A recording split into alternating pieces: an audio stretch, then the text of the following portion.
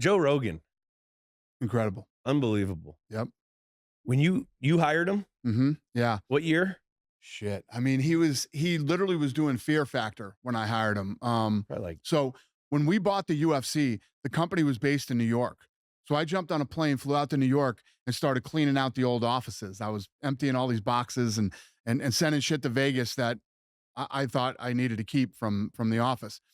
And I had a VCR because they had fucking tapes for days. I mean, I must have watched 250, 300 tapes to make sure that it wasn't anything, whatever. So I popped in this tape, and there was this talk show, the Keenan Ivory Wayans show.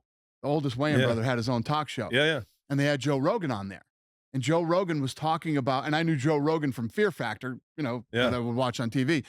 And Joe Rogan was talking about how badass UFC fighters were and what they would really do to some of these karate guys that were in movies and shit like that. And I was like, man, this guy knows what he's talking about. He's smart. He's funny. He's articulate. So I reached out to Rogan at that time. I think it was on the internet. I reached out to him. We started talking, and I asked him if he would like to work for us and be a commentator. So if you look at where the UFC was at that time, we were losing money like crazy. Yeah. We bought it for $2 million, which sounds like a great story now. We ended up being like almost $40 million in the hole before we turned it around. But Joe Rogan did like the first 12 or 13 shows for free. He said, fuck yeah, I'll come there and do it and sit in the best seats in the house and everything else. So Joe and I have been super close friends for a very long time. I would do anything for Joe Rogan. He's killed it. Came in at UFC 11 doing the backstage interviews. Yeah. So before we bought the company, he worked for a little while for the UFC. He was a backstage interviewer. Yeah. And then, but I didn't even know that when I saw the videotape of him. Did you have anyone else in mind for that role, or was it just Joe Rogan?